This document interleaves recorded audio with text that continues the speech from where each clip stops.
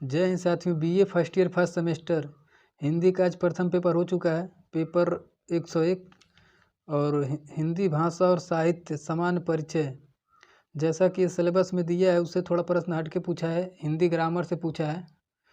तो आइए शुरू करते हैं प्रश्न नंबर पहला से। प्रश्न नंबर पहला पूछा था करुण रस का स्थायी भाव है, तो इसका उत्तर हो जाएगा बी शोक। ये कक्षा 10 में भी है, 11 में भी है, 12 में भी है, तो आप लोग इसको जानते होंगे अच्छे से। प्रश्न नंबर 2 दिया था निस्दिन बरसे नैना हमारे, इस पंक्ति में किस रस का वर्णन है, तो इसका उत्तर हो जाएगा सी श्रृंगार रस। प्रश्न नंबर 3 है छंद का नाम बताइए, मतलब ये एक वाक्य दिया था, इसका कौन सा छंद है। नीलांबर परिधान हरित पट सुंदर है, सूर्य चंद्र युग मुकुट मरवला रत्नाकर है, तो इसका बताना था कौन सा छंद है, तो इसका आंसर हो जाएगा बी रोला है। प्रश्न नंबर 4 है निम्नलिखित में कौन सा शब्द अलंकार है, तो इसका उत्तर हो जाएगा डी यमक। प्रश्न नंबर 5 आया था रईमन पानी राखिए, बिन पानी सब सून, पानी गए न उबरे, मोती मानुष चून। उपयुक्त पंक्तियों में कौन सा अलंकार है, तो इसका उत्तर हो जाएगा बी श्लेष अलंकार है। प्रश्न नंबर 6 आया था आचार्य रामचंद्र शुक्ल का हिंदी साहित्य का इतिहास पहले किस ग्रंथ में भूमिका के रूप में छपा था, तो इसका उत्तर हो जाएगा ये हिंदी शब्द सागर में। प्रश्न नंबर 7 है हिंदी साहित्य के इतिहास के विकास काल को वीरगाथा काल भी कहा गया है, तो इसका उत्तर हो जाएगा बी भक्ति काल को। प्रश्न नंबर 8 आचार्य रामचंद्र शुक्ल ने भक्ति काल का समय निर्धारित किया है, तो इसका उत्तर हो जाएगा बी संवत 1375 से 1700। प्रश्न नंबर 9 आया था निम्नलिखित में से रीतिकाल के कवि हैं, तो इसका उत्तर हो जाएगा सी बृंद। ये तुलसीदास कबीरदास सूरदास ये सब भक्ति काल के कवि हैं। प्रश्न नंबर 10 हिंदी भाषा आदिकाल में किसके निकट थी, तो इसका उत्तर हो जाएगा बी अपभ्रंश के।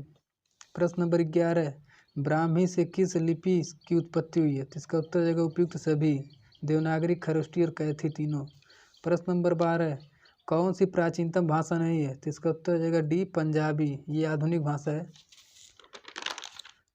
प्रश्न नंबर 13 आया था किस भाषा को हिंदी की जननी कहा जाता है, तो इसका उत्तर हो जाएगा ये संस्कृत को सभी भाषाओं की जननी कहा जाता है। प्रश्न नंबर 14 ध्वनि किसकी इकाई है, तो यह भाषा की एक छोटी इकाई है, ऑप्शन ए हो जाएगा सही। प्रश्न नंबर 15 निम्नलिखित बोलियों में से कौन सी बोली उत्तर प्रदेश में सामान्यतः नहीं बोली जाती है, तो इसका उत्तर हो जाएगा सी मैथिली। प्रश्न नंबर 16 निम्न में से स्वर ध्वनि है, तो स्वर ये हमारा ई होगा, आ ई ई उ ये सभी स्वर हैं, तो इसका आंसर हो जाएगा सी। प्रश्न नंबर 17 सभी स्वर होते हैं, तो इसका उत्तर हो जाएगा ए दीर्घ स्वर। प्रश्न नंबर 18 प्रत्येक वर्ग का दूसरा और चौथा वर्ण कहलाता है, तो इसका उत्तर हो जाएगा ये महाप्राण व्यंजन।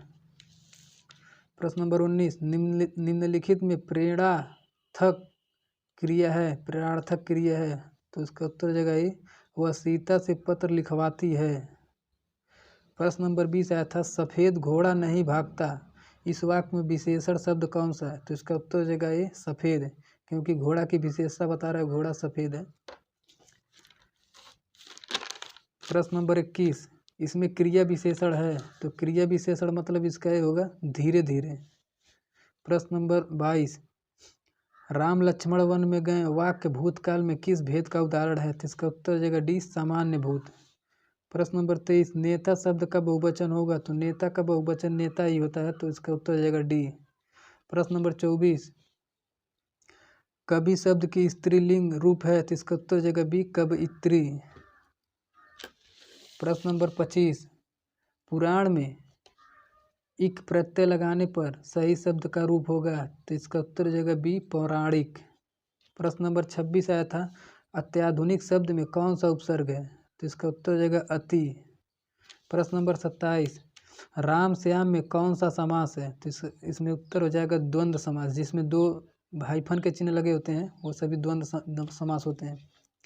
प्रश्न नंबर 28 इत्यादि का सही संधि विच्छेद है, तो इसका उत्तर हो जाएगा डी इति धन आदि।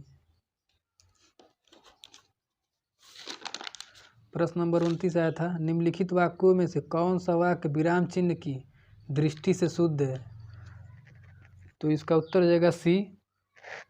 क्रोध चाहे जैसा भी हो मनुष्य को दुर्बल बनता है,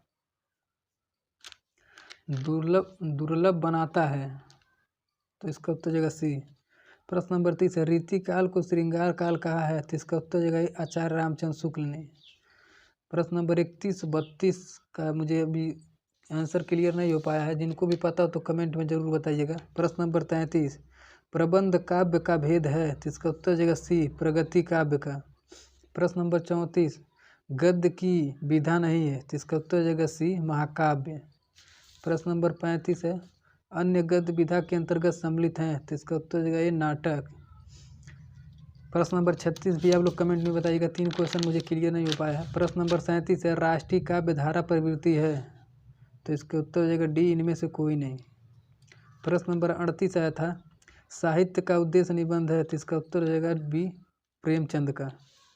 प्रश्न नंबर 39, प्रगतिवाद के कवि नहीं है। तो इसका उत्तर हो जाएगा डी, जयशंकर प्रसाद। ये छायावादी युग के कवि हैं।